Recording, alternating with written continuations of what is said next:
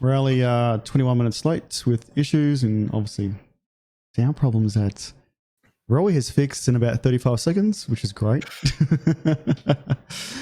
And welcome everyone to Talking Tech for another Talking Tech show of the week. I'll have to thank Rowey, the PC 409 editor, for joining in for tonight. Ricky's going to be away for the next couple of weeks, and hopefully Rowey can sort of jump in for the show and actually see we go for the next couple of weeks with that. But Rowey, thank you once again for joining in Talking Tech. No problem. Happy to be here. Happy to be here. Yes. Not asleep at all. Definitely awake. I want to thank tonight's sponsors. I want to say for tonight's show is Coolmaster with a vast range of keyboards, mice, and cases and power supplies, and even liquid cooling. Head over to coolmaster.com, as well as Tesoro. So Tesoro Tech are sponsoring the show with the Tesoro chairs. Got one here. Actually, my daughter's got one back there as well.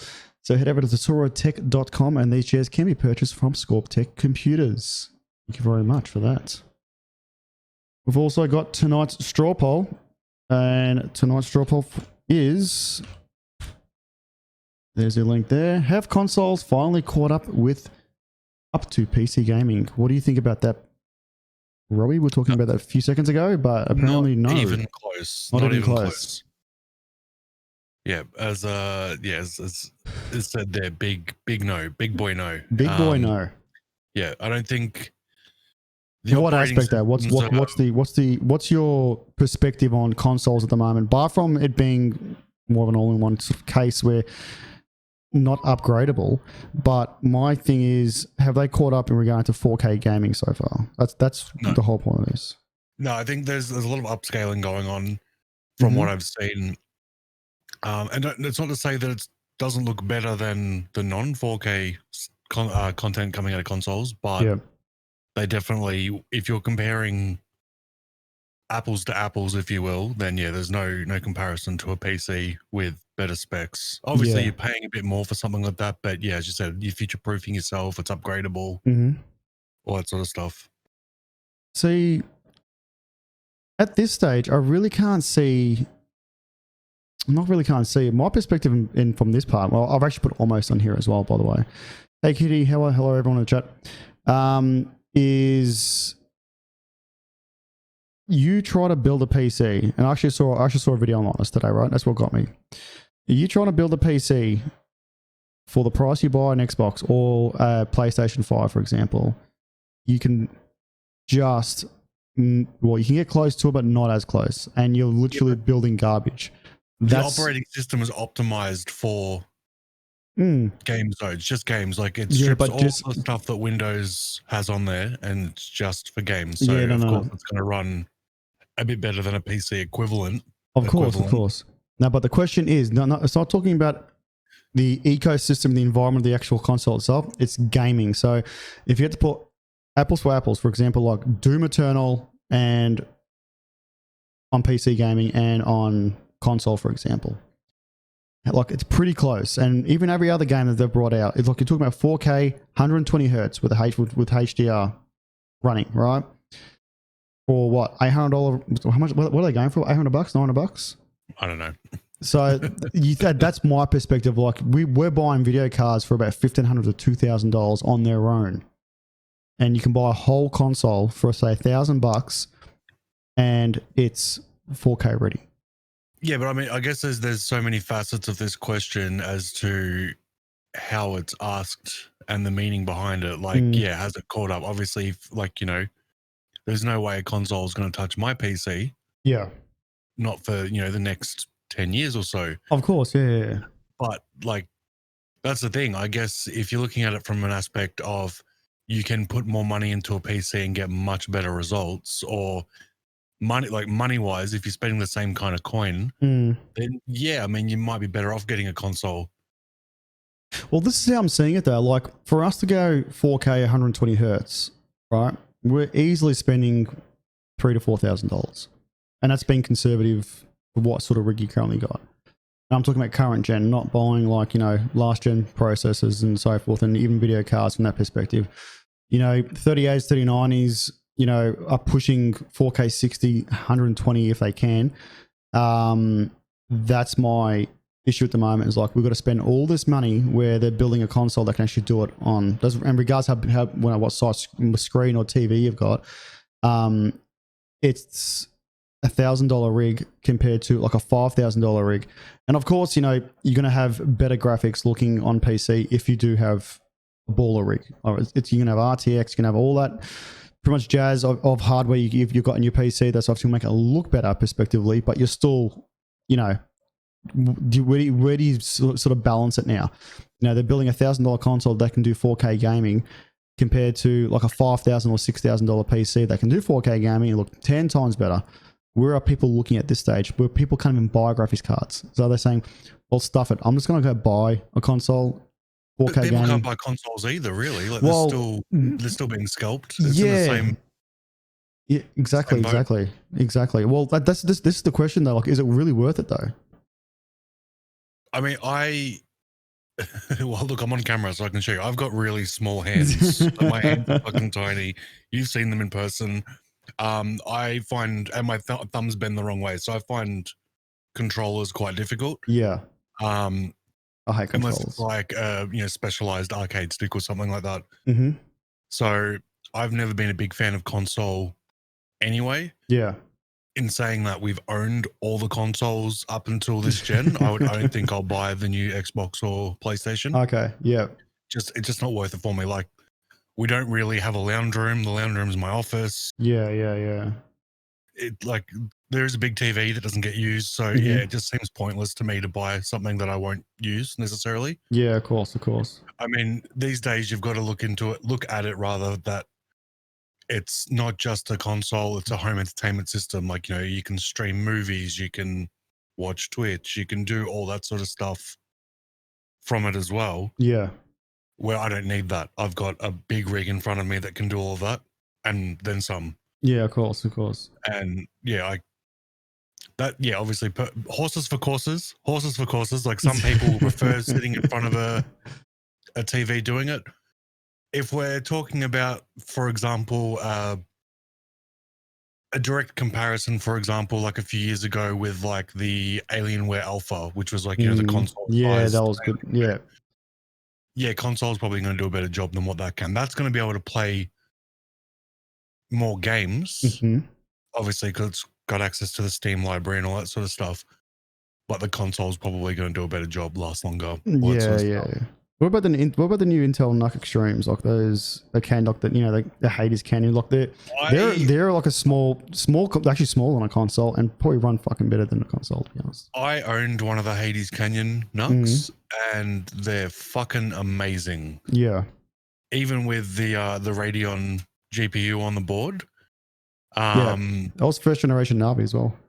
Yeah, they're pretty fucking good, and like streaming from them as well, using them as a secondary computer to stream to, because obviously that's all they're doing. Yeah, you can use HVAC, you can use CPU encoding if you want. Like, I think it was an 8-core from memory. It was, yeah. Like, it did the job quite well. We ended up using it as like a little media center for our TV until we realized that we don't really watch much TV, so we pissed it off. But for its size and its price, even the bare bones one where you got to fill it, I'd buy that before I bought a console.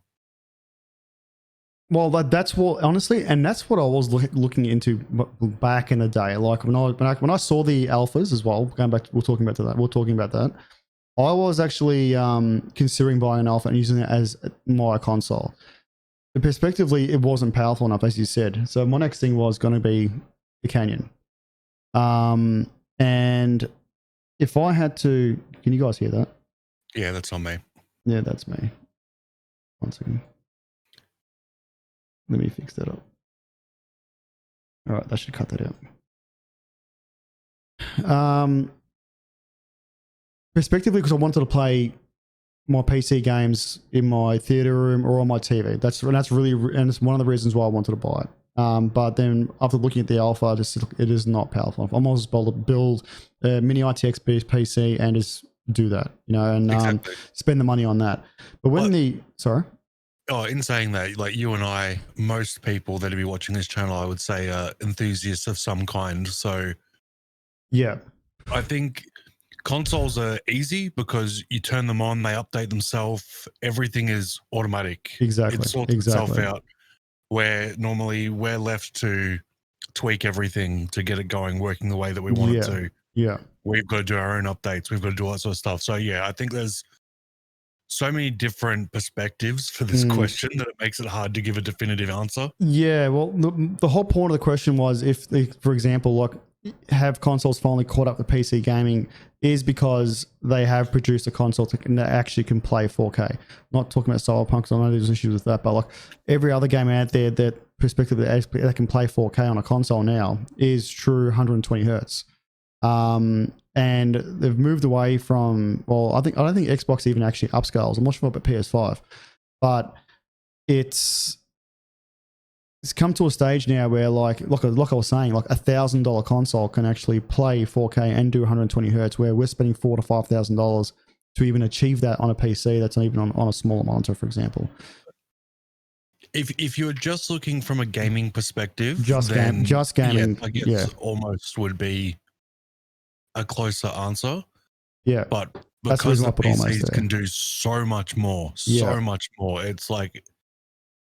Yeah, well, the question wasn't has your console taken over your PC? It's literally just gaming. Like, has it caught up to PC gaming? So, yeah, apples to apples when you're gaming specifically. Say, example like Doom Eternal on console and Doom Eternal on PC.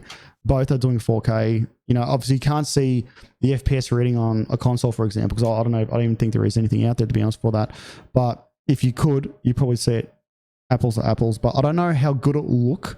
For example, without, you know, RTX or DLSS or, you know, even, you know, using ray tracing on, you know, AMD for now. Vulkan, for example, they're the sort of tweaks you're going to get at a PC. It will look more better. But yeah, if you're just looking for performance, your answer is pretty accurate in that regard, where it is almost there. But yeah, I think if you had a console and a PC next to one another playing the same games, that's like pretty much where you'll see the definitive difference. Yeah, exactly, and that's where you could have your answer. Yeah. So like I said, going back to the question, it was specifically saying that it's have they caught up the PC gaming in raw power, right? If you're going for looks or anything like that, then I'll say fair enough. You know, obviously you are going to get a lot more better out of, you know, PC gaming, and it will probably look 10 times better. But I haven't actually had to play with the consoles yet. So I've got the opportunity to actually get a PS5 and an Xbox into the studio, which I might be looking at getting next month. I just want to see what they are, what the hype was about them, and if it's any good, and actually do a comparison against my personal rig or the rigs I've got at the studio. So that's going to be my next thing coming up. And yeah, I'll probably get you into this as well, and we'll actually have sort of, you know, bit of a split decision to say yes, is it worth it, or no, just stick to PC gaming, you know. Well, I think we should do something with the studio for that. I reckon that'll be really, really good for the viewers. One of my big qualms with it, I guess, was the fact that like I'm blind. I'm so blind, even with my glasses on. Like my eyes are not good. I'm so close to my PC monitor right now. Like I've got my camera set up so you can't see it. Yeah. But even with a big PC with gaming and whatnot, if there's like subtitles, I'm still like finding myself getting really close and like, oh wow, one eye trying to fucking read what's going on, which I find a little bit difficult. So with PC gaming, I just move the monitor forward. Like there's no issue there if I'm having trouble reading the text. So according to Mephisto's saying I feel you should change your vote. And he's laughing. So although people use controls on PC are not much better than console. Well, there I agree. The only thing I would use a controller on my PC is literally my flight sticks. That's as far as I'll get with. Otherwise, it's keyboard and mouse. Yeah, but there's a downside somewhere. When you take a PS5 2080 equivalent to a 2080 Ti for an Xbox, try getting 4K 120 Hz on either of those cards in a PC. That's what I'm saying. And then there's also what Rowey's saying as well. Like if you had to put them side by side and have a look at the graphics, you might see, it is 4K gaming on the console and you're 4K gaming on a PC. But then you're looking at DLSS, you're looking at ray tracing, and then you're looking at prospectively, you know, what AMD's got as well, using their ray tracing cores, or their RT cores, whatever they call them.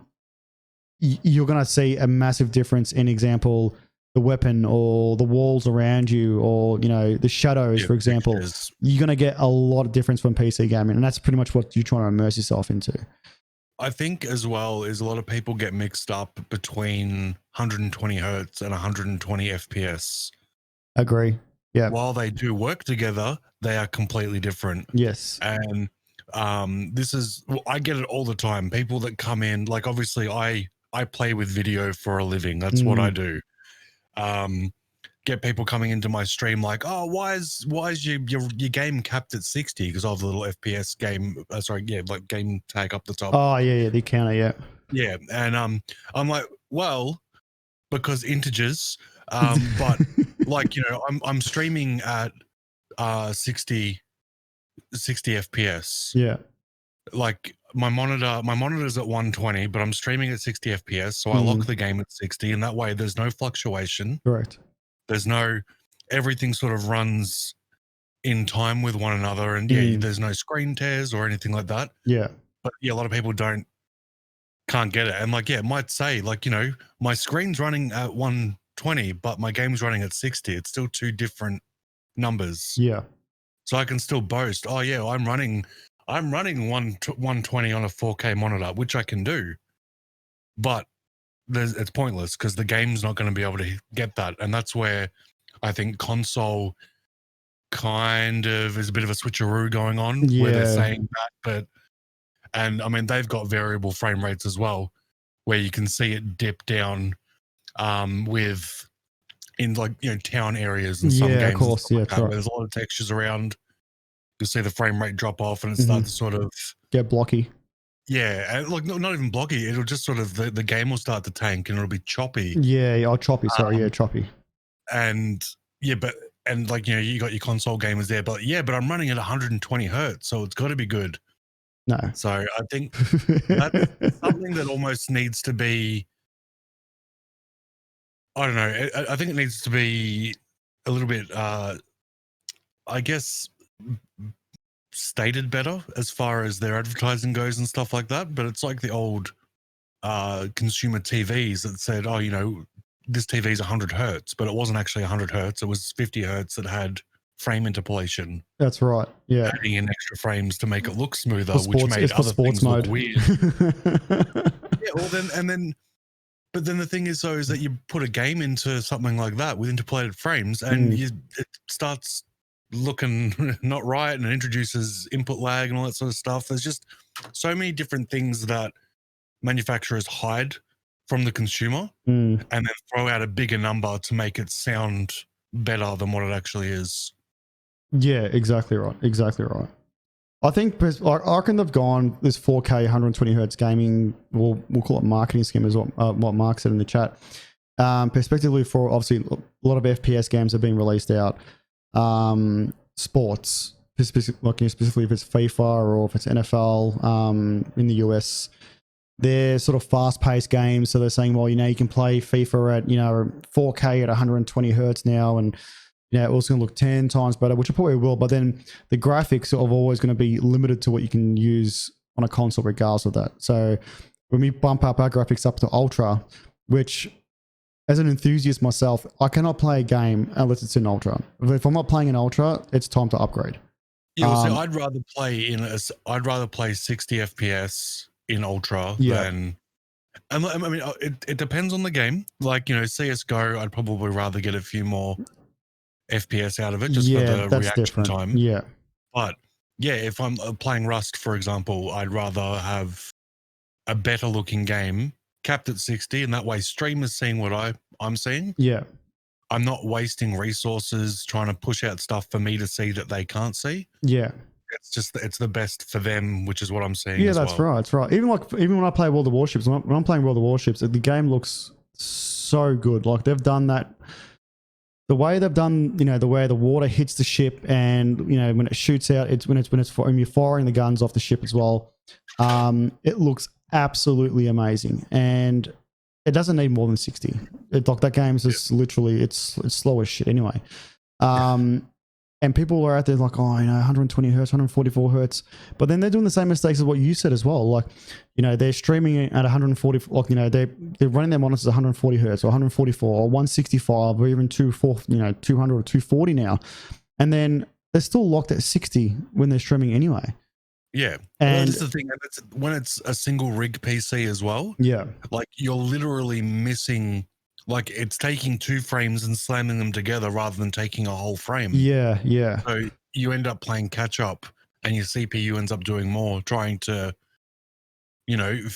fit 60 frames, 144 frames into 60 rather than fitting 120 into 60, which is just every second. So are you better off having a dual setup PC if you are, example, running at, say, 165 on your game rig? No, integers are still super important. If you're keeping, and that's like, obviously I've got the 2 PCs.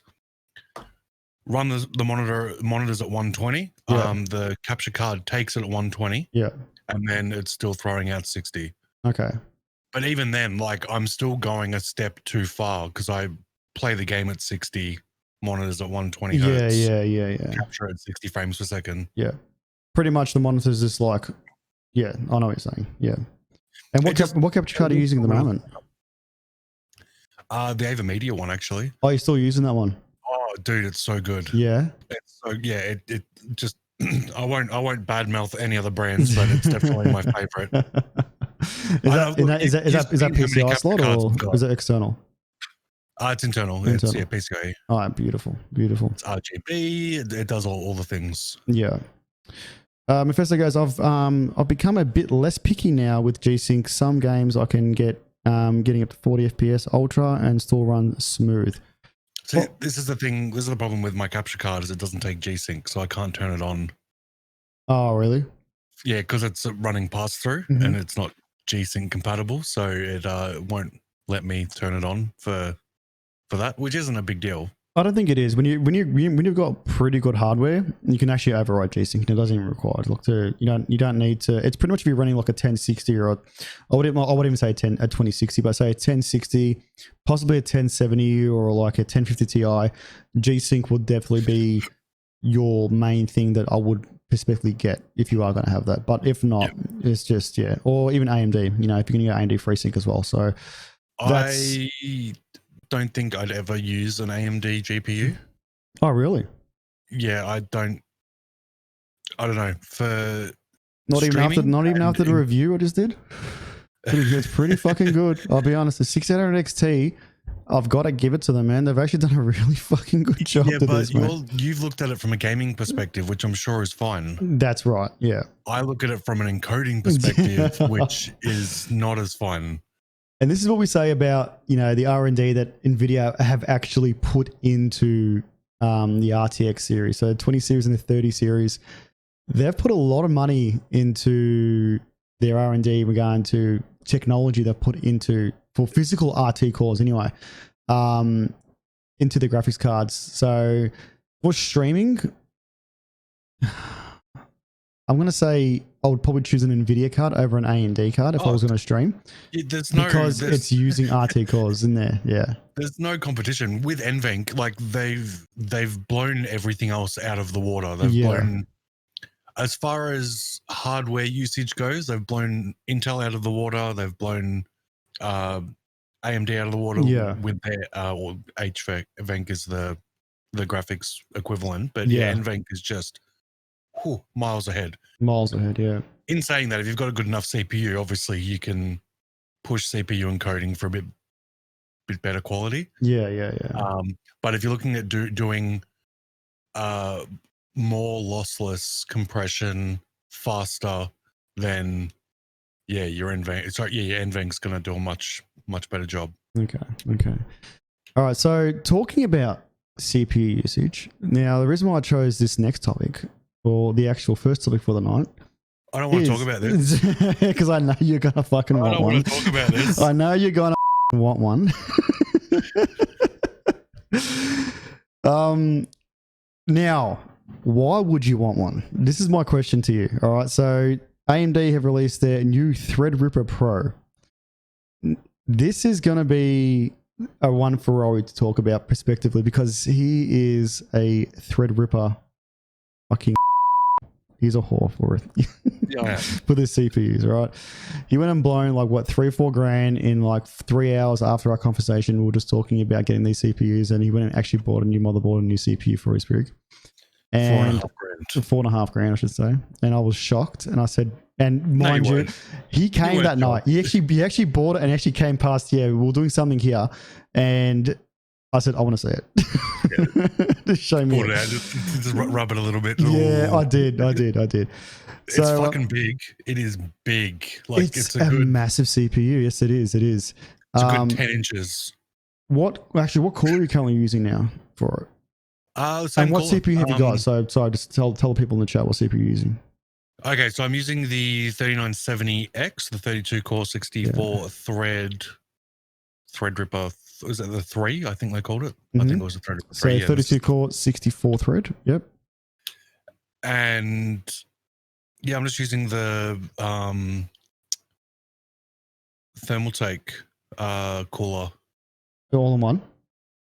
Yeah. Okay. Yeah. Oh, yes. I know which one it is. Yeah, it does the job. It's the one that Thermaltake sent me. Does it cover the die completely, or is it like? Oh, look, it's a little bit off, but looking at this, is it going like pretty much covering where all the writing is? Is that how far you're going to get with it, or like does it sort of cover like a mil off the edge or couple mils off the edge? Is it that type of cooler? Like the. I guess width, it's covering it. Length is obviously a little bit short. Okay, yeah. Fair enough. But I've not had any cooling problems at all. At all, okay. And what about the 5950X 16 core 32 thread? Have you have any thoughts of that, or being respectively? Yeah. Which I've done the review on that, so I'll probably your next video coming up. Look, I bought this. I didn't need it. I was running the 1950X, which obviously the first Threadripper to come out. Mm-hmm. And look, there is a significant difference going from the 1632 to the 3264. Yeah. Did you see it though? Editing. Did you see it? Did you see a performance increase in that? Yeah. Of course. I render stuff at probably 6 times real time. Okay. Yep. When editing videos, and that's including heavily compressed stuff. So right. Okay. So for example, editing a video like say a PC 419 video, which is obviously isn't a massive, not a big load. What sort of how long did it take with your 1950X compared to your new CPU? Look, we're probably looking at double. Right. Okay. So if it took 10 minutes, it now takes 5 minutes to edit, finish off, or to encode whatever it is. Oh yeah, it takes like 3 minutes to encode a 12-minute video. Wow. Okay. It's big boy fast. It is big boy fast. Would you be looking at going to the 64 core for any reason? Like, would there be any reason for what you'd need it for example? Not yet. I'd love it. I'd love it, but yeah, not yet. Okay. I think if it keeps going the way that it's going, then the next gen I might look at upgrading. Like I skipped the second gen and went straight for Gen 3, so I might skip this and go for the next one. Okay. But at this stage, like I can see this kicking the shit out of most other CPUs for the next little while at least. Yeah. I think I'll be looking at a new GPU before I'm looking at a new CPU. Yeah, tell me about it. If you can buy them. If they're out there at the moment, there's nothing out there. Again, I'm still running a 2080 Ti. Like I'm not in no rush. The games I play aren't super GPU heavy anyway. Well, I'm still running a 2080 Super. So at this stage, yeah, like I've benchmarked 6800, 1600 XTs, 3080s, and I did see a big difference in performance, obviously, compared to my 2080 Super with some games that I played, but not enough to actually say, yeah, I need that extra 40 frames. It's actually affecting me right now. Like I need that extra 40, 50 frames, which it didn't, to be honest. Like the games that I've been playing, literally, yeah, it made no difference at all for me. So if I was playing, full on AAA titles and I'm getting about between 90 to 110 FPS, I'm actually pretty happy with that. I don't need that 140, 150 like to say, wow, I need this upgrade right now. The only reason why I would upgrade to the 30 series is for better ray tracing or better DLSS if I had to go that way. I guess the only real benefit of moving to the newer Threadripper would realistically be the 8-channel memory. Yep. I don't think the PCIe lanes are that important to many people, to be honest. Like that Not many stage, is sort of a bit silly. Yeah. And the performance increase, if you want to even call it that, like it's not. Like you're paying a lot more for a reduced base clock, a reduced boosted clock, same level 3 cache. Yeah. A few more PCIe lanes. Yeah. At the top end of obviously. So, and obviously you wouldn't recommend Threadripper for any person that's sort of just PC gaming. Like it's literally just made for if you want a PC game, if you want to edit, if you want to do video editing, anything that requires more than example 16 cores. If you want to go from AM4, for example, AM4 socket, it's not worth going to a Threadripper because you don't see the performance increase you would see prospectively with going to say 11th gen or not for gaming. 5th gen. Yeah.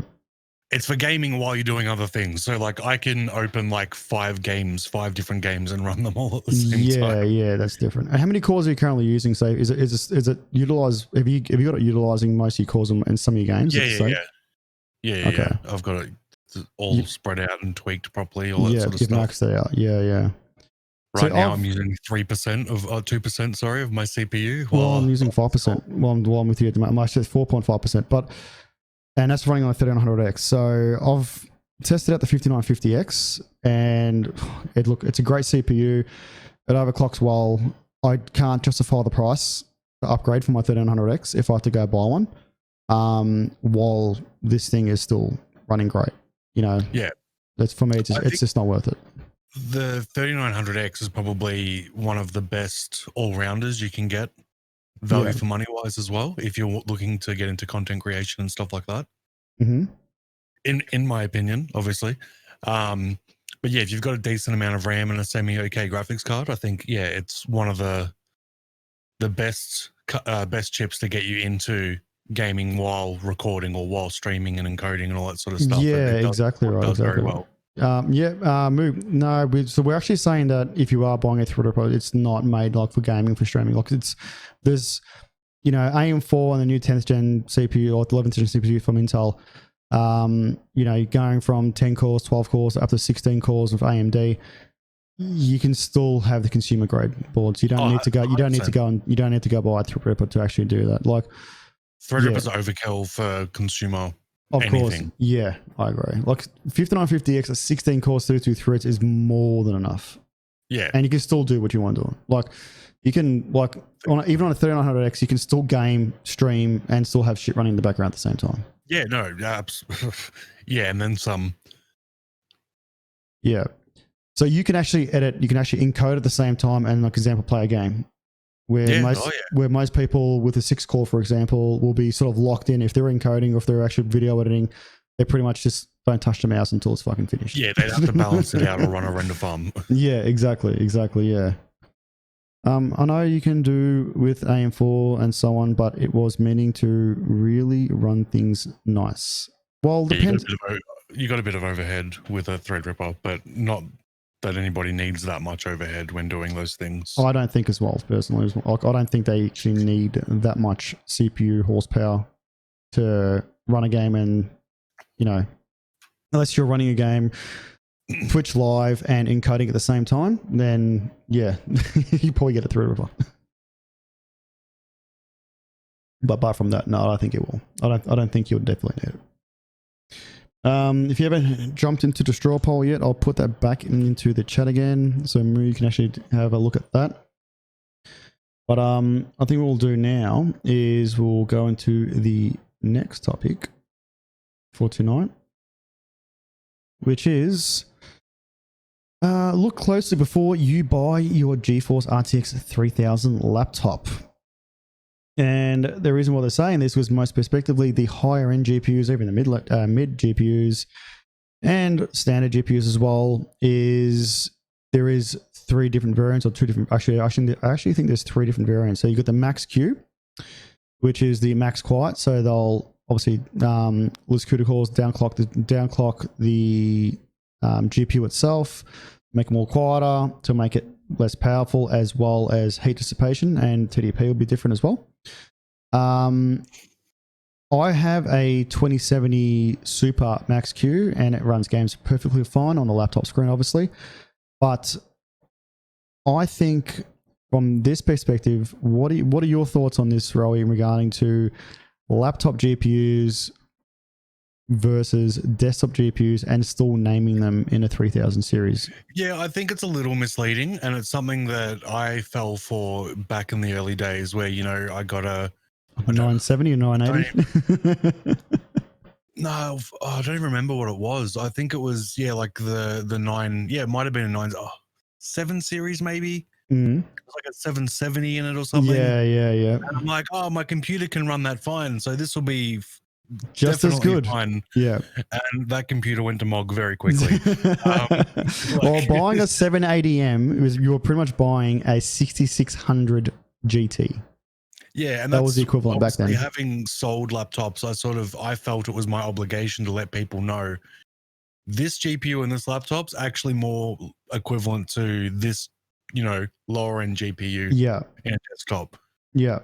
So, they sort of had an idea of what it was actually capable of, rather than getting it home and thinking that they're going to be able to run the game the same. And I bought an Alienware, dude. I got. Yeah, it was like a 970M in it, and a 980M. Yeah.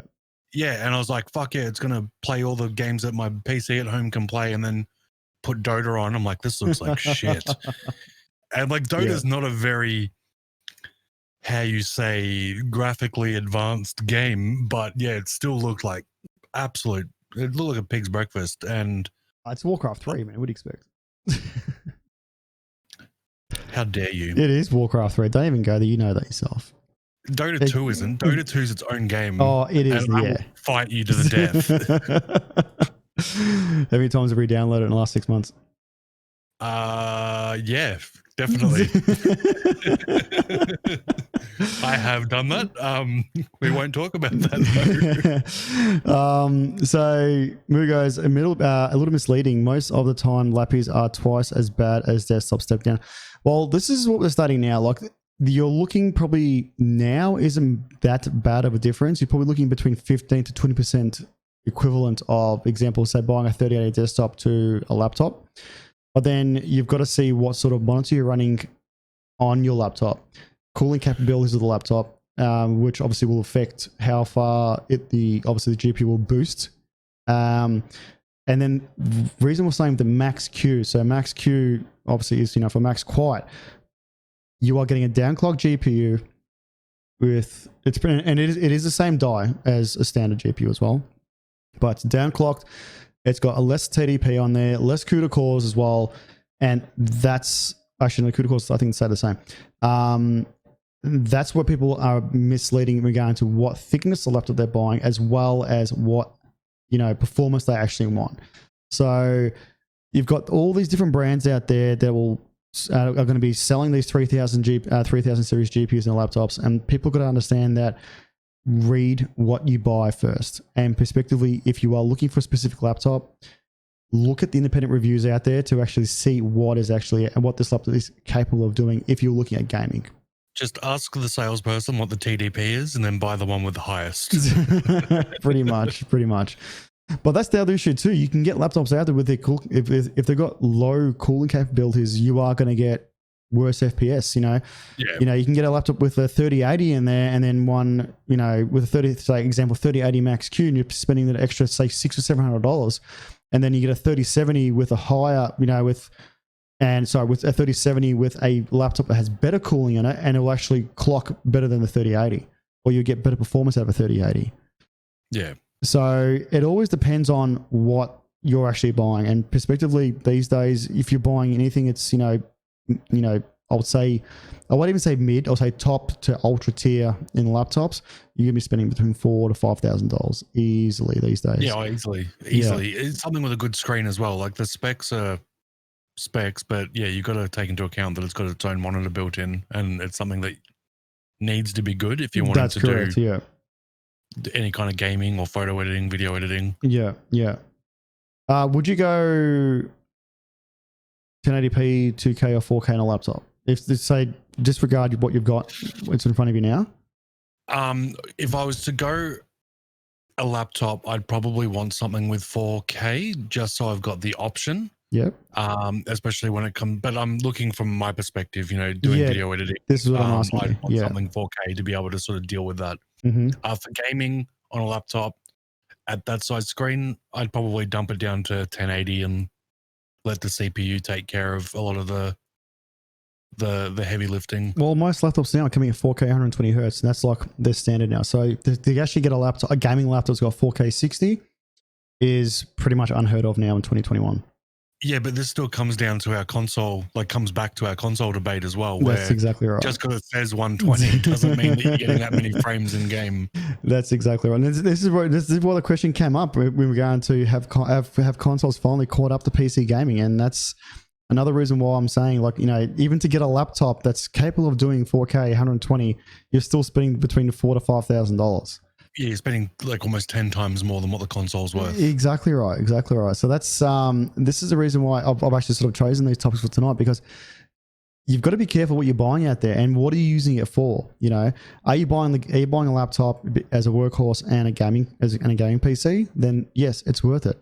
But if you're buying it just as a gaming PC, respectively, to not have all your monitors and your desktop set up, and you just want to plug it into a monitor and so forth, you're going to be spending $4,000 to $5,000 to get some sort of decent frames. Folks, don't buy a gaming laptop, buy a Switch. And it's a Switch Lite as well. Don't even get the normal Switch. Yeah, you can't. No docking. No docking for anybody. But what do you guys think in the chat? Now you're seeing the sort of reason why I've sort of chosen this question for our straw poll, because you are spending a lot of money to get 4K gaming. Is it really worth it? Is 2K gaming enough for you, or still 1080p the happy medium for 2021? I can't look up naughty stuff on the Switch. People that buy laptops then connect it to a monitor to hook it up to a keyboard and mouse are the worst. Well, there's a people out there that actually want to use that on the move as well. I see, for me, laptops, I buy a laptop because I know I'm going to be using it if it's at work, if it's at home, if I'm on the road, if I'm going away. You don't use your laptop at home. Don't lie to the people. I actually don't use a laptop at home. No, I don't. If I'm on the couch, maybe, if I'm doing some bookwork. But apart from that, I don't.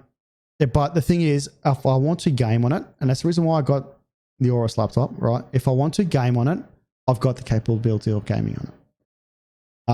I did have obviously I had the Asus Duo Pro or Duo laptop, which was fantastic, great, hours and hours and hours battery life.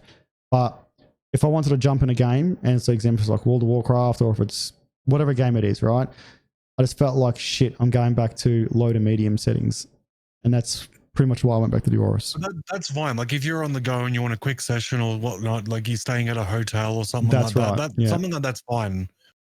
But it's when, you want to sit at home and you want to enjoy yourself. Yeah, I mean, but in saying that, some people can only afford one or the other. Yes, that's correct. And that's why they hook their stuff up at home, their laptop up at home to a monitor and keyboard, because then they can turn around and take it on the road with them as well. To be honest, I actually did that as well. I actually had an Alienware 17, and I had that for about nearly 12 months, running it as my main desktop. Literally had a dock, so I took the laptop to work when I wanted it and brought it back home. And then I went to an a Razer Blade Pro, and that had a 2080 in it, and that was fantastic. It was 4K gaming. It was 4K 60 at that stage. Had a fucking touch screen. It was dope. Actually, no, that wasn't a touchscreen on this one, but it was it was fucking fantastic. I'll be honest, it was really, really, really good laptop. And why don't you have it anymore? I actually got stolen. Okay. Yeah, that's one of the reasons why I don't have it. But yeah, so just one of the reasons. It's not the only reason. That's the only reason why I haven't got it, because it got stolen. And I was actually going to buy another one, but then I actually went and got myself another desktop, or a better desktop that I had. So But it was good when I had it. Like, but then again, like the thermals on it, you know, this is what I mean. Like they squeezed so much into that laptop, and it was literally, if you didn't have a cooling fan underneath it, it was useless because it would just it will overheat. Like everything would just downclock because it was thermal throttling. Not recommended at all. I don't know about the new ones, but yeah, that one there wasn't good at all.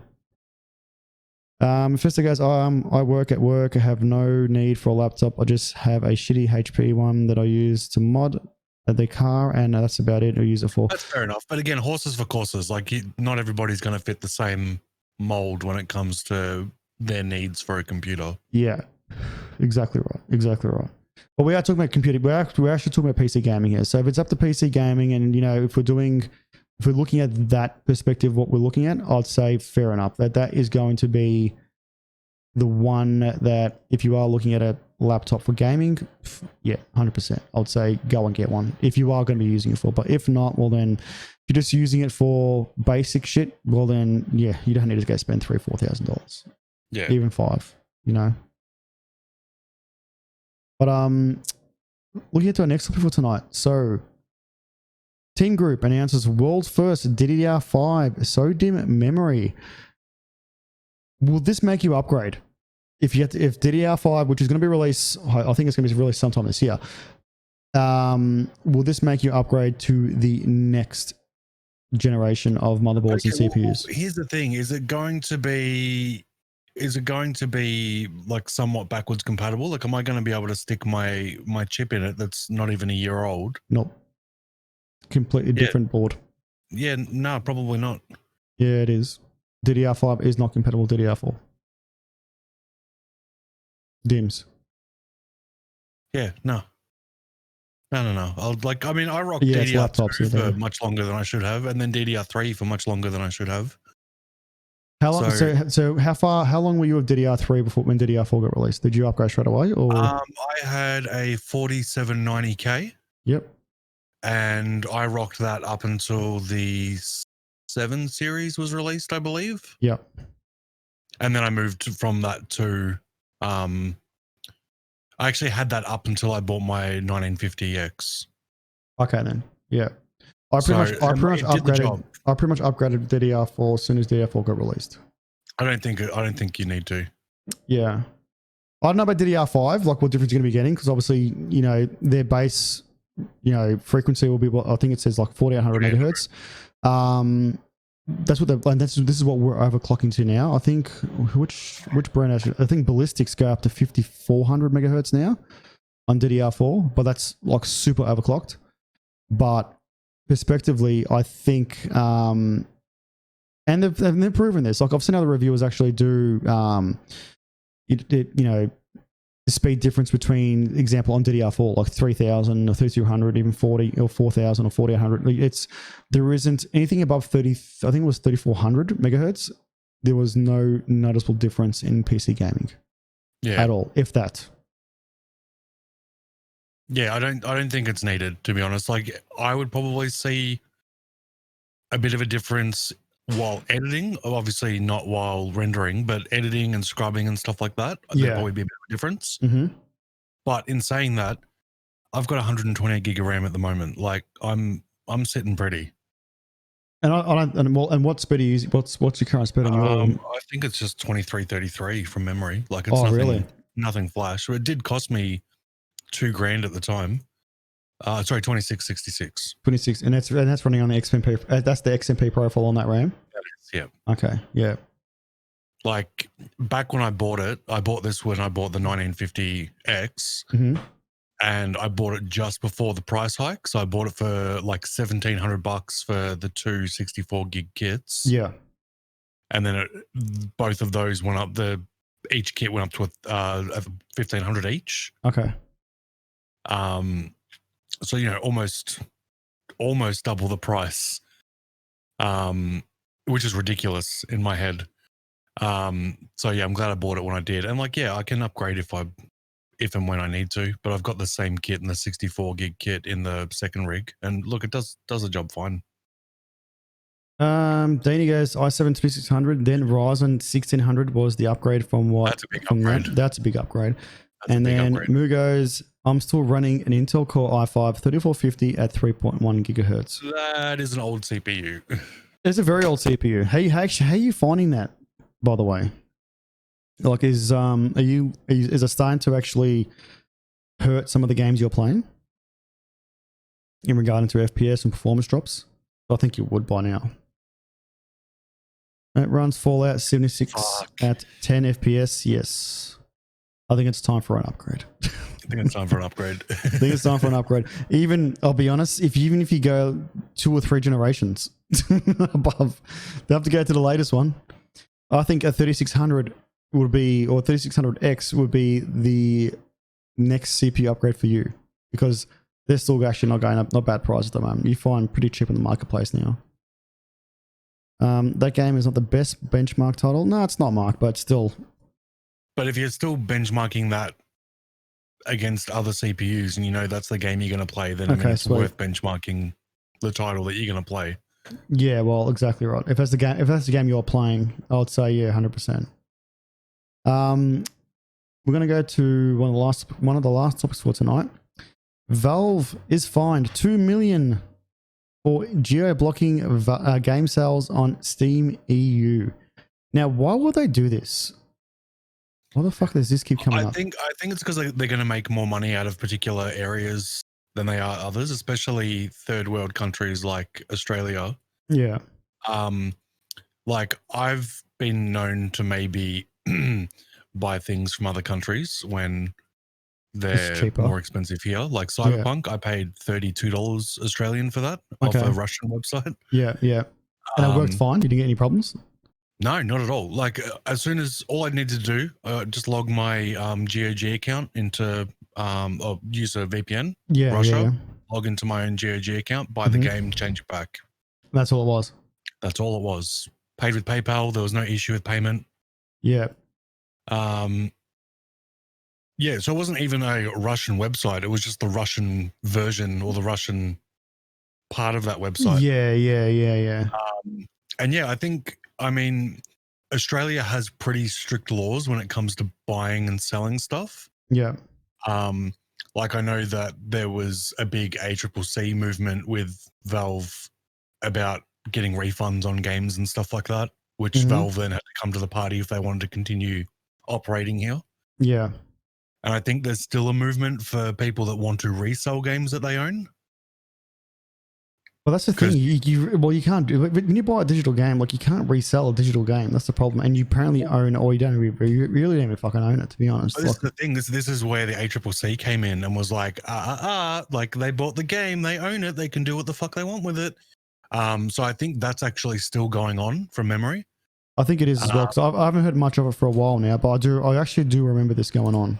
Yeah. Because I mean, it's pretty strict. Like our consumer rights are some of the best in the world. Having worked in retail, having read all the fucking guidebooks and stuff like that, like we have very strict laws when it comes to people like selling stuff. Like when I used to work at Senecom, I've been a VCAT many times, and it's look, I actually won most of them because most of them were ridiculous. That we were trying to obviously get lawsuits against us at the time, but like you're looking at it like, because you know the consumer law, and you're talking to people that don't know it.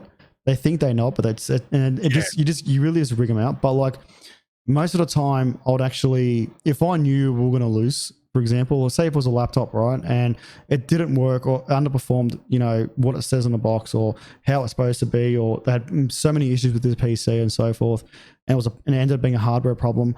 Honestly, I just end up replacing it, exchanging it, or giving him a refund, because it wasn't worth going through all that for a VCAT, or try and go through, ACCC and, getting a mediator involved when you're just trying to lie to a customer and pretty much get out of it. Yeah, and at the end of the day, you generally could pass the buck on to the manufacturer. That's anyway. Right. Exactly. It was just a bit of a shit fight with them, but they normally came to the party. It was the same at JB. Yeah. So it was normally we just did what we needed to for the customer, make them happy, get them out of the store. That's exactly right. That's exactly right. And I mean, honestly, people are more consumers than they are sellers anyway. Like that's a day job for me. I'm going to be buying a lot more stuff than I'm going to be selling at JB. So the laws are there to protect everybody. and do what's fair. But sorry, I digress. Well, but yeah, I don't agree with geo-blocking with anything really. I think if it's available somewhere, it should be available to everybody at the same price. Yeah. And I think honestly, the US pricing is generally the best way to go about it, and that way there's no. Well, I mean, there will always be whinging, but if it's whether or not the dollar's good or bad, you know, it's always going to be the same price US. Yeah. And I think moving back to a platform that we use, Twitch, that happened with Twitch is that all the subs used to be in USD, and then the dollar got bad, and heaps of people started whinging. Yeah. It's not fair. We're paying this price, blah, blah, blah. So Twitch are like, fine, here you go. Here's your price for subs in Australia. And we're all like, okay, cool. And then the dollar got better, like much better. And we're still paying, you know, $9 for a sub when we could be paying $6 with the current exchange rate. So, I mean, we sort of shot ourselves in the foot by whinging too much. Yeah, exactly right. But yeah, if there was a universal payment sort of dollar value, currency, which would be in USD, and you just ride the dollar as it comes and goes, then there's no need for geo-blocking. But I also understand that there's licensing involved and stuff like that, and each country has different laws. And exactly right. So the fines, the fines itself. So Valve's fined over 1.62 million euro, which equates to 1.96 million US. And the other 5 publishers, ZeniMax, which owns Bethesda, was hit for a very similar amount at 1.66 million euro or 2 million US. Coach Media was fined 1.1 million. Capcom was fined, well, it's about $500,000. And Bandai Namco was fined 412 million US. And Focus Home was slapped with the biggest fine of $3.5 million US. Now, Valve has declined to cooperate with the investigation and was fined a full amount, whereas the publishers did, and the result had their penalties reduced by 10%. So, was the reason for the geo-blocking because of the cheaper prices in EU, or was it because of? Well, I mean, it was across EU, so it was within European countries themselves that they were geo-blocking it. So you couldn't go to France, buy the game, go to Italy, and then the game would work. Yeah. Yeah, which is because of it is the EU. Yeah, it's sort of that was all meant to be like the same place. The same region anyway. Yeah, the same region. Yeah, exactly. Yeah. So yeah, I think some people kicked up a stink because of the exchange rate and whatnot. Depending, like obviously they'd all be working from where if Valve was based in the US, they'd all be working off the USD. So they'd be charging different prices based on exchange rates and stuff like that, rather than a across the board kind of sweep. And then so if someone's like, oh, it's cheaper in Russia, and they buy it from there, and then it won't work. Yeah. Would you be spewing if your version of Cyberpunk didn't work because? Or was it like $32? Just take the risk and it was exactly $32. I'll take that, and then if it works, I paid an extra $32. But I paid it for a day, and then gave it to Mog. It's not my kind of game at all. Mugos, if you bought it, you own it. Much like the PlayStation and mod chips shit years ago. Oh my god! Did you mod your PlayStation? Oh, of course. I mean, I was like 12 when it came out, but it was definitely. Like the thing is that you own the hardware. Like it's like it's like buying a car and being a mechanic and then being told that you can't service your own car. Like that, obviously that car comes with, its own statutory warranty and all that sort of stuff, but you should be able to work on your own car and make mods to what you own. Imagine buying a house and then being told you can't renovate. Some people clearly shouldn't know. There are some people out there, Mark.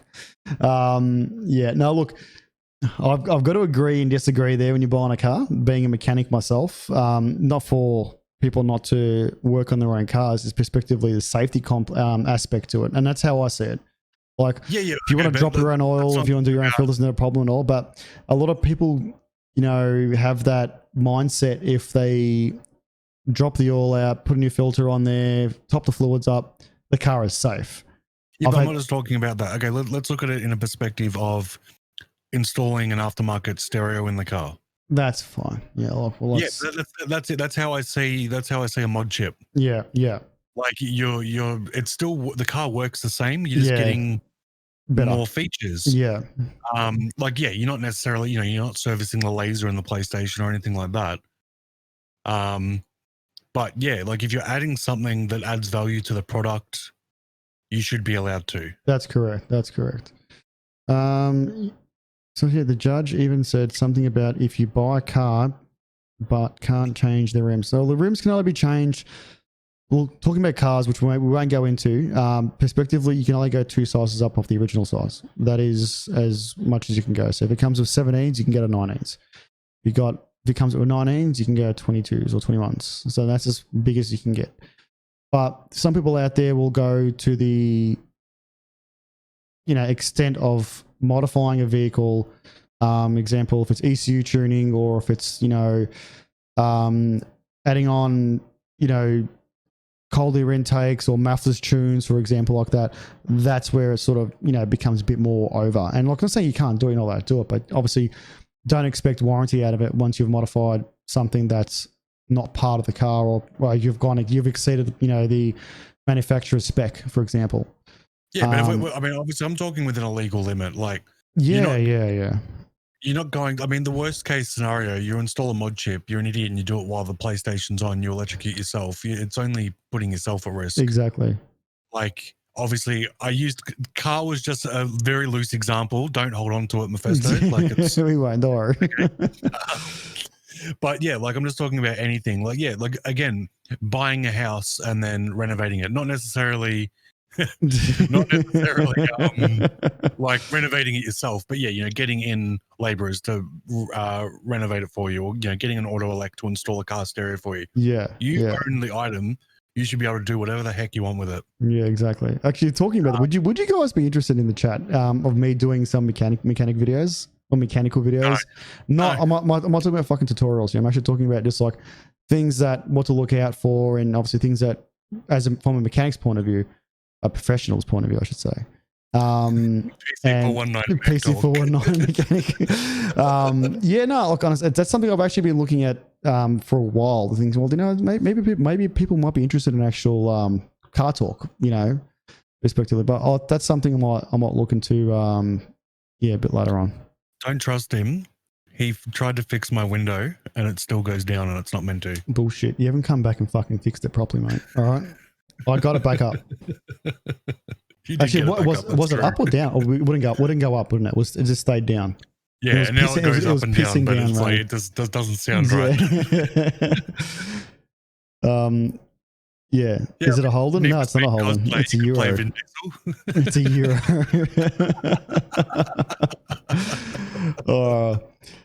So what we'll do is we'll go into our last topic for tonight, and it is Cyberpunk. I don't play it, but it's something I want to see if you guys in the chat have actually jumped onto this yet. There's been a new patch release.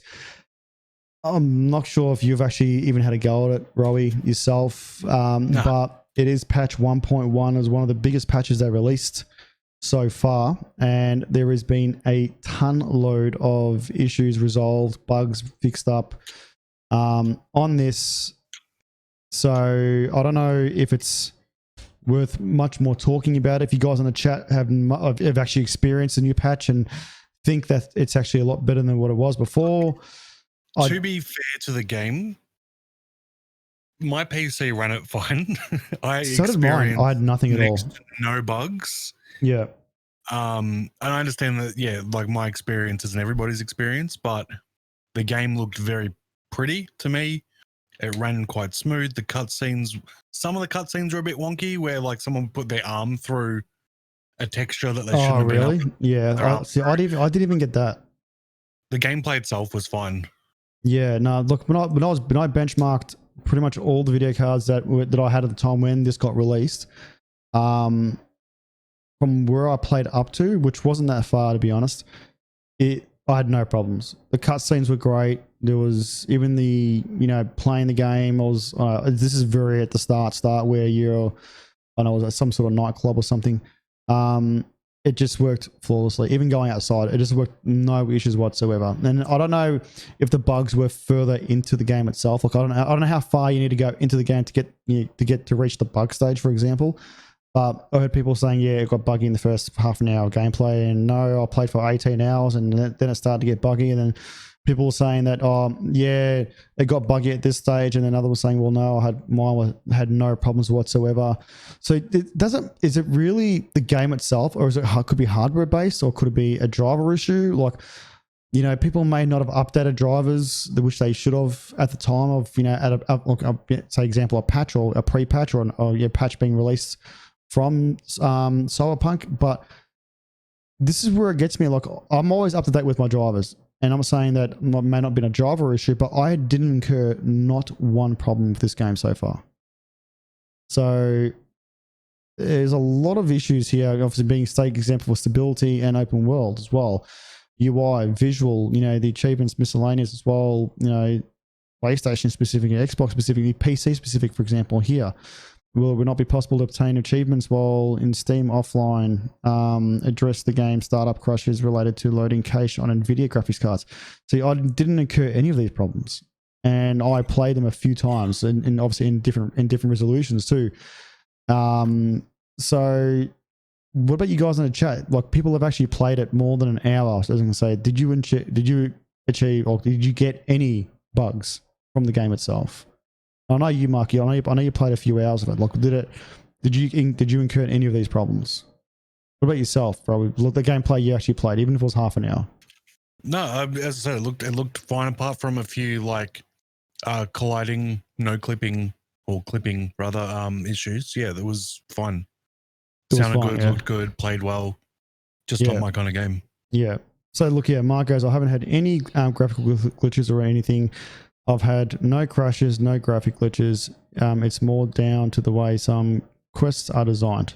That's pretty much, that's the actual game itself, right? That part there. But the other two, no crashes and no graphic glitches. And that's what I mean. Like, does it come down to, you know, the actual PC? Do you think it's PC related or hardware related, or do you think it's the game? That, like, it was all consoles that ate dick. Like, it wasn't like a miscellaneous bug. It was obviously hardware issues. Yeah. And Marco has no idea, but I'm running an 8700K with the 1080 Ti. So he's still a couple of generations behind with CPU and GPU as well, and had no problems running the game. Well, I mean, they said that it could run on a 4790K. Like, that was in the spec sheet. Like, you couldn't run it on max, obviously, but the game would run. It would run, yeah. Yeah, so they've obviously tested on that particular hardware and said, yep, okay, cool, it's going to run. Yeah. Was the 4790K the minimum requirement? Yeah. Okay, yeah. And obviously you don't want to run it at minimum generally, but... No, you wouldn't. It would run at least. But yeah, I think it was the console stuff where they didn't really test it. They sort of threw it up and be like, yeah, it'd be fun. Yeah. And Marcos, I play at 1440p max settings and get like 40-ish FPS. I think I was at 1440p. I was averaging on average on the GPUs that I played with between 65 to 82. Yeah, I was getting about 80. Yeah. The 3080, it was an 82 average. But it maxed out to about 92, 91. I think I was maxing out on some places. But like, yeah. I'll probably out of the two, the 6800 XT and the 3080 was like the two best ones that I can go for. And obviously the two best GPUs sort of going around at the moment, but yeah, like those graphics cards I had no problems with it. But then I'm running on a 2080 Super, as well, and still have no problems. Yeah. 60, 65 I think I'm getting on max settings. Not running on RTS or DLSS, by the way, so yeah. But here we fucking go again. Why is it keep doing this? Let me turn this off. Turn off all notifications. It's, you know what it is? It's a Twitch player for some reason. I don't know why that keeps coming up. Yes, so that is it for tonight's show, actually. We've actually gone through all the topics. I actually didn't think we'd be going through all the topics tonight, but we actually went through all of them, which was great. But what do you think, guys? Going back to this, I'm actually gonna leave this up till next week, so I want to see how far we get. I'll put this on our Twitter page as well, and see what that comes up, and hopefully we'll get a few more votes into here. So we got 4 for no, 1 almost, which is mine, and none for yes. 4K 120 Hz is pretty much PC gaming. So I want to see what the Twitter people will actually get to say about this, and then we'll revise this on a next week's show as well. I want to thank our sponsors for tonight, which is Cooler Master and Tesoro. Thank you once again for obviously sponsoring the show. Rowey for joining in for tonight. It's been fantastic, mate. Missed you, mate. Well, it's been a long time since we've seen each other since COVID. Shit's happening here in Melbourne. But we'll be catching up hopefully this week. Obviously catching on a few videos and just catching up on some stuff we can do at the studio as well. But as we do for every show, and I want to thank you viewers as well for joining for tonight. We are going to, let's rate someone. We always do it. I know it's probably useless, but we always do it here. So who do you think we should rate tonight? Who's actually on tonight? It's worthy of the PC 419 raid. Oh no, we should raid. Let's raid Moggle. Mog is streaming tonight, so we'll give her a little raid. There you go. All right, guys. I want to thank you once again for joining in. We'll see you guys next week, Wednesday night, 8:30 AED time. AEDT time. And yeah, we'll see you then. But guys, thank you once again, and we'll see you next week. And thank you for joining in.